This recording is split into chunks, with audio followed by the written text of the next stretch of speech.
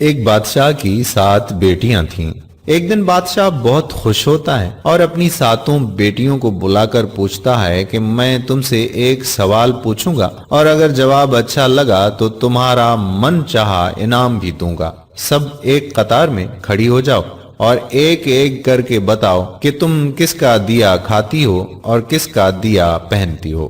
اس موضوع پر مزید بات کرنے سے پہلے آپ سے گزارش کہ پیارا اسلام پیج کو لائک کریں، ہمارے یوٹیوب چینل کو سبسکرائب کریں اور ہماری مزید ویڈیو دیکھنے کے لیے سی فرسٹ پر کلک کر دیں۔ 7 میں سے 6 بیٹیوں نے کہا کہ ابا حضور آپ کا دیا کھاتے ہیں اور آپ کا دیا پہنتے ہیں، آپ ہی کی وجہ سے ہماری یہ شان و شوکت ہے۔ یہ سن کر بادشاہ بہت خوش ہوا اور سب کو اس کی من پسند چیز دے دی۔ جب سب سے چھوٹی بیٹی کی باری آئی تو اس نے کہا کہ میں اللہ کا دیا کھاتی ہوں اور اپنی قسمت کا پہنتی ہوں اور یہ میرا نصیب ہے۔ بادشاہ یہ سنتے ہی آگ بگولا ہو گیا اور کہنے لگا کہ اے کمبخت، تو نے میری ناشکری کی ہے، تجھے اس کی سزا ضرور ملے گی۔ شہزادی نے کہا جو حکم ابا حضور۔ بادشاہ نے سپاہیوں کو حکم دیا کہ جاؤ اسے جنگل میں چھوڑاؤ، میں بھی دیکھوں کہ یہ میرے بغیر کیسے اللہ کا دیا کھاتی ہے اور اپنے نصیب کا پہنتی ہے۔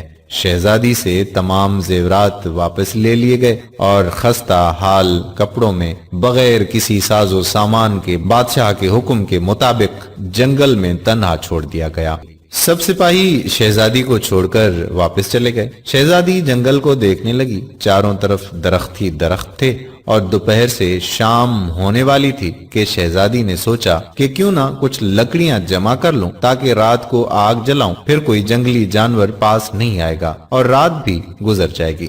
شہزادی جنگل میں لکڑیاں ڈھونڈنے چل پڑی۔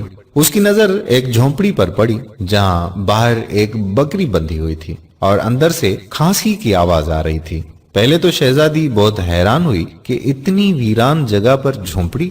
جب وہ جھونپڑی کے اندر داخل ہوئی تو کیا دیکھتی ہے کہ ایک بوڑھا ضعیف ایک چارپائی پر لیٹا ہے اور کھانستے کھانستے پانی پانی پانی پکار رہا ہے۔ شہزادی ادھر ادھر دیکھتی ہے تو کونے میں ایک پانی کا گھڑا پڑا ہوا ہوتا ہے۔ وہ گلاس میں پانی بھر کر بوڑھے ضعیف کو پلاتی ہے۔ اتنے میں بوڑھا ضعیف شہزادی سے پوچھتا ہے کہ بیٹی تم کون ہو اور اتنے بڑے جنگل میں تم اکیلی کیا کر رہی ہو؟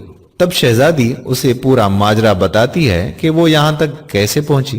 بوڑھا ضعیف اسے جھونپڑی میں ہی رہنے کا بولتا ہے اور کہتا ہے کہ میں شہر میں کام کرتا ہوں، صبح شہر چلا جاؤں گا اور 8 دن کے بعد آؤں گا، تم یہیں رہو اور جھونپڑی میں کھانے کا سامان ہے اور ندی پاس ہی ہے، تم وہاں سے گھڑا بھر لیا کرنا۔ صبح کو بوڑھا ضعیف شہر چلا جاتا ہے اور شہزادی یہاں اکیلی جھونپڑی میں سب صفائی کر کے بکری کا دودھ نکالتی ہے، آدھا اپنے لیے رکھ لیتی ہے اور آدھا باہر ایک کونے میں برتن میں ڈال کر رکھ لیتی ہے کہ رات کو کوئی جانور بھوکا یا پیاسا ہوگا تو پی لے گا، اور خود اندر آ کر سو جاتی ہے۔ صبح سویرے جب شہزادی اٹھتی ہے تو کیا دیکھتی ہے کہ دودھ کا برتن خالی اور پاس ایک لال پڑا ہے جو دیکھنے میں بہت ہی نایاب اور قیمتی معلوم ہوتا ہے، اور پاس ہی سانپ کے نشان بھی نظر آتے ہیں۔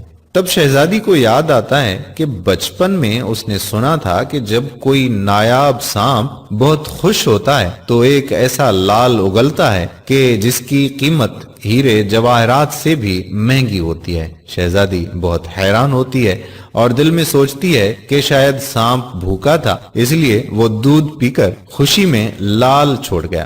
پھر وہ لال اٹھا کر اپنے پاس رکھ لیتی ہے اور پھر اگلی رات شہزادی برتن میں دودھ رکھ دیتی ہے اور اگلی صبح جب دیکھتی ہے تو پھر ایک لال ہوتا ہے۔ ایسے ہی کرتے کرتے 7 دن گزر جاتے ہیں اور شہزادی کے پاس 7 لال جمع ہو جاتے ہیں اور اس دن بوڑھا ضعیف بھی آ جاتا ہے۔ تب شہزادی اسے لال دکھاتی ہے اور سارا واقعہ بتاتی ہے اور بوڑھے ضعیف کو 3 لال دے دیتی ہے اور کہتی ہے کہ شہر جا کر یہ لال بیچ دو اور آتے وقت اپنے ساتھ محل بنانے والے مزدور لے کر آنا۔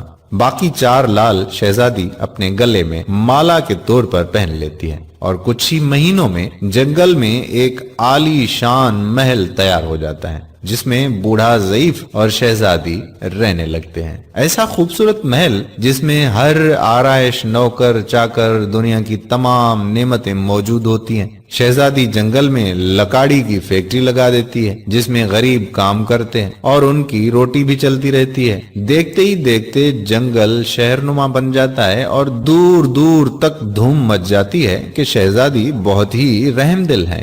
یہ خبر ایسے ہی بادشاہ تک پہنچتی ہے تو بادشاہ کے دل میں اشتیاق ہوتا ہے کہ دیکھوں تو صحیح کون سے ملک کی شہزادی ہے جس کی اتنی تعریف ہے۔ بادشاہ سپاہیوں کے ہاتھ پیغام بھیجتا ہے شہزادی سے ملنے کا۔ یہاں شہزادی کے سپاہی جب شہزادی کو بتاتے ہیں تو شہزادی یہ حکم دیتی ہے کہ بادشاہ سلامت ایک ہی شرط پر ہم سے مل سکتے ہیں کہ وہ اپنی تمام بیٹیوں کے ساتھ آئے۔ سپاہی جا کر بادشاہ کو پیغام دے دیتے ہیں۔ ایک دن بادشاہ اپنی تمام بیٹیوں کے ساتھ شہزادی کے محل جاتا ہے۔ شہزادی ان سب سے چہرے پر نقاب پہن کر ملتی ہے اور ان کے لیے 7 رنگ کے کھانے پیش کرتی ہے اور ہر کھانے کے ساتھ اسی رنگ کا جوڑا زیورات پہن کر آتی ہے۔ محل کی شان و شوکت، خوبصورتی اور شہزادی کا انداز بادشاہ اور باقی تمام شہزادیوں کو بہت حیران اور متاثر کرتا ہے۔ آخر میں بادشاہ شہزادی سے کہہ ہی دیتا ہے کہ تم میری بیٹی کی جگہ پر ہو اور میں بھی تمہارے کہنے پر اپنی تمام بیٹیوں کے ساتھ آیا ہوں، پھر ہم سے یہ پردہ کس لیے؟ بہت اصرار پر شہزادی کہتی ہے کہ ٹھیک ہے، میں تیار ہو کر آتی ہوں۔ سب شہزادیاں آپس میں سرگوشی کرنے لگتی ہیں کہ اتنی تو تیار ہے، اتنے مہنگے زیورات پہنے ہوئے ہیں، اب اور کتنا تیار ہو کر آئے گی؟ اتنے میں کیا دیکھتے ہیں کہ دور سے ایک خستہ حال کپڑوں میں کوئی آ رہا ہے اور غور کرنے پر بادشاہ کو یاد آتا ہے کہ یہ ابھی تک زندہ ہے۔ میں تو سوچتا تھا کہ اسے جنگل کے جانور کھا گئے، اور جب میں نے اپنے سپاہیوں کو اس کی خبر لینے بھیجا تھا تب انہوں نے ہی بتایا تھا کہ وہاں شہزادی کا کوئی نام و نشان نہیں ہے، تو یہ کیسے ممکن ہے؟ بادشاہ خوشی سے جھوم اٹھتا ہے اور کہتا ہے کہ شہزادی کو بلاؤ، میں تمہیں شہزادی سے آزاد کروا کے لے جاؤں گا، چاہے وہ تمہاری قیمت میں میری ساری بادشاہت مانگ لے۔ یہ سنتے ہی شہزادی بولتی ہے، نہیں ابا حضور، میں ہی وہی شہزادی ہوں۔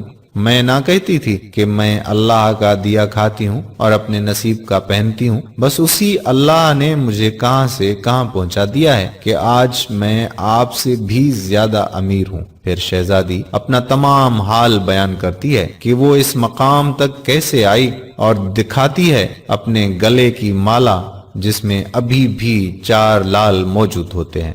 یہ بات سنتے ہی باقی تمام شہزادیاں دل میں رشک کرنے لگتی ہیں اور سوچتی ہیں کہ اے کاش ہم نے بھی تب یہی کہا ہوتا کہ اللہ کا دیا کھاتی ہیں اور اپنے نصیب کا پہنتی ہیں۔ دوستو، ہمیشہ اللہ تعالیٰ کی ذات پر یقین رکھو، وہ جس حال میں بھی رکھے ہمیشہ شکر ادا کرو۔ آج کے اس دور میں بچوں کی ایسی تربیت کی بہت ہی زیادہ ضرورت ہے۔ بچوں کی آخرت کی فکر بھی والدین کو ایسے ہی کرنی چاہیے جیسے اپنی آخرت کی فکر کرتے ہیں۔ یہ ایک چھوٹا سا خوبصورت پیغام خاص طور پر ہمارے نوجوانوں کے لیے ہے، اگر ہو سکے تو شیئر ضرور کریں۔ اللہ نے چاہا تو ہمیں اس کا اجر بھی ضرور ملے گا، ہمارے بچوں کی اصلاح بھی ہو سکتی ہے۔ اللہ تعالی ہمیں حسن عمل کی توفیق عطا فرمائے، آمین ثم آمین یا رب العالمین۔